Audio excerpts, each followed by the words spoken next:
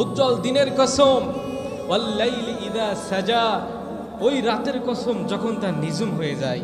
মা ওয়াদ্দাআকা রাব্বুকা ওয়া মা ক্বালা, হে নবী আপনি শুনে রাখেন, আপনার রব আপনাকে একা ছেড়ে দেননি। কাকে বলছেন? আল্লাহ সুবহানাহু ওয়া তাআলা তার প্রিয় হাবিবকে বলছেন, মা ওয়াদ্দাআকা রাব্বুকা ওয়া মা ক্বালা, আপনার রব আপনাকে একা ছেড়ে দেননি, আর আপনি এটাও মনে করেন না যে আপনার রব আপনার উপরে অসন্তুষ্ট হয়ে আছে। সুবহানাল্লাহি ওয়া বিহামদিহি, ওয়ালাল আখিরাতু খায়রুল লাকা মিনাল উলা। পেরেশানি হয়ে যেন না, আপনি চিন্তিত হয়েন না, ব্যথিত হয়ে যেন না।